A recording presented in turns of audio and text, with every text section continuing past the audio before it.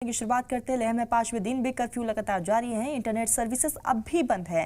जगह जगह पर भारी फोर्सेस को तैनात किया गया है। अब तक 50 से ज्यादा लोग हिरासत में लिए गए हैं। एलजी कनविंदर गुप्ता जल्द करेंगे मीटिंग। सूरत हाल को लेकर होगी बातचीत। पाबंदियों में ढील पर भी होगी चर्चा। करगिल में हालात फिलहाल नॉर्मल है। लद्दाख के लेह शहर में हालात अब भी पुरअमन नहीं है। आज 5वें दिन भी कर्फ्यू लगातार जारी है। ये कर्फ्यू 24 सितंबर की शाम लगाया गया था, जब लेह एपेक्स बॉडी की कॉल पर बंद के दौरान बड़े पैमाने पर एहतजाज हुआ था। इस बंद का मकसद था केंद्र सरकार से रियासत का दर्जा और लद्दाख में छठे शेड्यूल की तौसी की मांग को लेकर बातचीत को आगे बढ़ाना। 24 सितंबर को हुए तशद्दुद में 4 अफराद की मौत हो गई थी और दर्जनों जख्मी हुए हैं। 50 से ज्यादा अफराद को दंगा फैलाने के इल्जाम में गिरफ्तार किया गया। तो वहीं नामी क्लाइमेट एक्टिविस्ट सोनम वांगचुक को भी नेशनल सिक्योरिटी एक्ट के तहत गिरफ्तार कर जोधपुर जेल भेज दिया गया है। हालात को देखते हुए शनिवार को पहली बार 4 घंटे की ढील दी गई थी, जो पुरअमन रही। लेकिन आज भी मोबाइल इंटरनेट सर्विसेज बंद है और 5 या फिर उससे ज्यादा लोगों के जमा होने पर पाबंदी लगा दी गई है। सिर्फ लेह की नहीं बल्कि करगिल समेत दीगर इलाकों में भी सुबह से पुलिस और सीआरपीएफ के जवानों के साथ साथ आईटीबीपी के दस्ते भी पूरे शहर में गश्त कर रहे हैं। यहाँ पर फ्लैग मार्च भी लगातार निकाला जा रहा है और हर नुक्कड़ पर सख्त निगरानी रखी जा रही है। इधर 2 मरहमों की तदवीर आज दोपहर बाद की जाएगी। वहीं लेह तशद्दुद मामले में नामजद 2 कांग्रेस काउंसलर समेत कई लोगों ने शनिवार को अदालत में सरेंडर किया है। इसमें लद्दाख बुद्धिस्ट एसोसिएशन के नायब सदर साविन रिगजीन और गांव के नंबरदार रिगजीन डोरेज भी शामिल है। पुलिस ने 4 अफराद को रिमांड पर लिया है। बाकी 2 अदालती हिरासत में भेजा दिया गया है। अब नजरें टिकी है एलजी कनविंदर गुप्ता की उस अहम मीटिंग पर, जिसमें हालात का जायजा लेकर पाबंदियों में ढील पर कोई फैसला लिया जाएगा।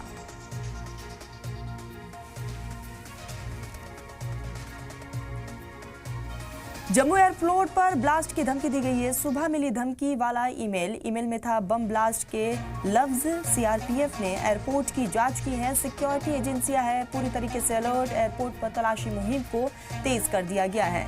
ये खबर आ रही है, आपको बता दें कि जैसी ये ईमेल मिली हो तुरंत वहां पर इंतजामिया की टीम मौके पर पहुंची है। जम्मू एयरपोर्ट पर ब्लास्ट की धमकी दी गई है। सुबह धमकी भरा मेल सामने आया।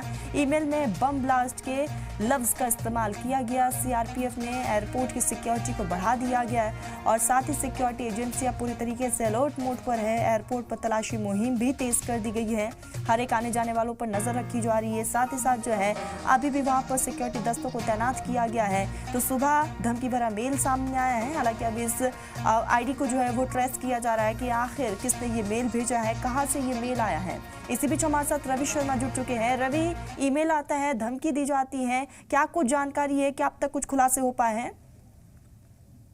बिल्कुल तरन्नुम, आपको बता दूं कि जम्मू एयरपोर्ट पर एक ईमेल आया है जिसमें ये लिखा हुआ था कि बम ब्लास्ट, और इसके साथ साथ यहाँ पर ये भी लिखा हुआ था कि आई हैव रीच्ड। इस तरह का मेल जब वहां पर मिला तो इसके बाद तुरंत जो पूरा एयरपोर्ट है उसकी सुरक्षा व्यवस्था कड़ी कर दी गई। वहां पर सीआईएसएफ की तरह से एहतियातन एक सर्च ऑपरेशन जो है वो चलाया गया। गहन यहाँ पर छानबीन जो है वो की गई पूरे एयरपोर्ट के इलाके में, और इसके साथ साथ जो बाहर का इलाका है वहां पर भी जो सुरक्षा बल है उनके द्वारा वहां पर सर्च ऑपरेशन चलाया गया, क्योंकि इस एयरपोर्ट की पूरी जिम्मेदारी अंदर सुरक्षा की जो है वो सीआईएसएफ के पास है। तो सीआईएसएफ ने जैसे ये ईमेल रिसीव हुआ कि यहाँ पर बम ब्लास्ट, और इसके साथ साथ वहां पर एक शब्द और लिखा था कि आई हैव रीच्ड, तो इसे हल्के में नहीं लिया गया, क्योंकि अक्सर एयरपोर्ट की जो सुरक्षा है वो कड़ी रहती है। लेकिन उसके बाद जब इस तरह का ईमेल आया तो उसके बाद तुरंत हरकत में आ गई सीआईएसएफ। पूरे इलाके को कॉर्डन किया गया, वहां पर गहन छानबीन की गई, तलाशी अभियान जो है वो वहां पर चलाया गया। फौजी जो डॉग्स हैं उनके साथ भी यहाँ पर एक जो बड़ी मुहिम तलाशी जो थी वो शुरू की गई। लेकिन पूरी तलाशी मुहिम शुरू करने के बाद वहां पर कुछ ऐसा खतरे जैसा मिला नहीं। लेकिन अभी भी एहतियातन एयरपोर्ट के अंदर और बाहर का जो हिस्सा है वहां पर अभी भी सर्च ऑपरेशन जो है वो लगातार चलाया जा रहा है, ताकि पूरी तरह से सुरक्षा सुनिश्चित कर दी जाए। फिलहाल इस तरह का ईमेल जो आया था उसके बाद अंदर कुछ मिला नहीं है, लेकिन अभी पुलिस और जो सुरक्षा एजेंसीज हैं या फिर सीआईएसएफ वो पूरा फोकस इस बात पर कर रही है। ये ईमेल कहां से आया है, क्या इसे भी ट्रेस किया जा रहा है? इसको लेकर कोई जानकारी है? किस इलाके से या फिर किस शहर से ये ईमेल भेजा गया है? तरन्नुम, सबसे पहले जब ये ईमेल आया था तो सुरक्षा बल जो थे और पुलिस जो दूसरी सुरक्षा एजेंसी थी उनकी सबसे पहले प्राथमिकता ये थी कि जो एयरपोर्ट का इलाका है वहां पर तलाशी मुहिम चलाई जाए और सुरक्षा सुनिश्चित की जाए कि ताकि कुछ इस तरह का कुछ वहां पर है तो नहीं। वो पूरा हो गया। वहां पर कुछ ऐसा मिला नहीं, अभी भी एहतियातन तलाशी अभियान चल रहा है। और अब पूरा फोकस जो है वो उस चीज पर, जो सवाल आपने किया कि कहां से आया है, उस चीज पर सुरक्षा बल जो है वो काम कर रहे हैं कि ये शख्स जो है वो कौन था जिसने ईमेल भेजा, ये ईमेल कहां से आया, क्या ये देश के अंदर से ही कहीं से आया है, किसी राज्य या फिर केंद्र शासित प्रदेश से, या फिर कहीं सीमा पार से ही आया है, इस पर जांच चल रही है। और किसने ये ईमेल भेजा, उसके पीछे का मकसद क्या था, इस सब पर जांच जो है वो अभी चल रही है। अभी इस तरह का कोई स्टेटमेंट जो है वो सामने नहीं आया है। फिलहाल पूरी जानकारी जो है वो सुरक्षा बल करेंगे, जब पूरी तस्दीक हो जाएगी कि कहां से आया तो उसके बाद इस तरह का कोई स्टेटमेंट जारी किया जाएगा। अभी फिलहाल ये पता नहीं चल पाया है कि कहां से आया है, उस पर जांच जो है वो रवि, क्या अभी भी एयरपोर्ट के आसपास सिक्योरिटी को बढ़ाया गया है, अभी भी तलाशी मुहिम जारी है?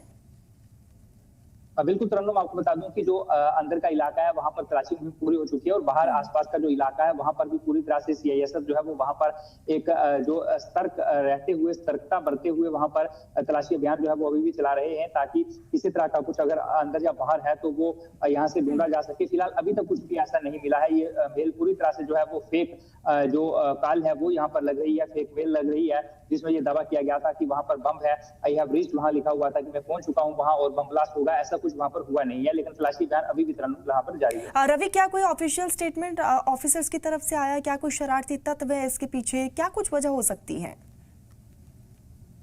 देखिए तरन्नुम, पहले भी जो है वो कई बार इस तरह के जो सार्वजनिक स्थान है वहां पर इस तरह की धमकियां आ चुकी हैं। उसके बाद जब इसकी जांच होती है तो कई बार देश के अंदर से ही लोग जो हैं वो शरारती, या फिर कई बार जो नाबालिग होते हैं वो इसके पीछे हो जाते हैं। कई बार ऐसा भी देखा गया कि जो लोग यहाँ पर माहौल खराब करना चाहते हैं, जब वो यहाँ पर कामयाब नहीं होते तो वो इस तरह की ईमेल के जरिए जो है वो कहीं ना कहीं दहशत फैलाने की कोशिश जो है वो जरूर करते हैं, सिक्योरिटी फोर्सेस का ध्यान भटकाने की जरूर कोशिश जो है वो करते हैं। लेकिन अभी फिलहाल ये सारी चीजें जो है वो जांच के विषय हैं। कुछ भी कहना जो है वो अभी जल्दबाजी होगा जब तक कोई ऑफिशियल स्टेटमेंट आता। अभी तक कोई ऑफिशियल स्टेटमेंट इसको लेकर नहीं आया है, क्योंकि ये गहन जांच होगी, उसमें समय लगेगा जांच करने में। तो अगर पहले कोई स्टेटमेंट जारी कर दिया जाता है तो वो जांच प्रभावित जो है वो हो सकती है। इसलिए अभी तक पहले कोई स्टेटमेंट जारी नहीं किया गया है। पहले इंतजार किया जा रहा है कि मामला पूरी तरह से साफ हो जाए और उसके बाद जो है वो इस तरह का स्टेटमेंट जो है वो जारी किया जाए। बिल्कुल रवि, और ऐसे में लगातार इस पूरे मामले को लेकर तफ्तीश जारी है। रवि, नजरें बनाए रखिएगा, आगे जुड़ेंगे, अपडेट लेंगे। फिलहाल के लिए बहुत बहुत शुक्रिया तमाम जानकारी के लिए आपका।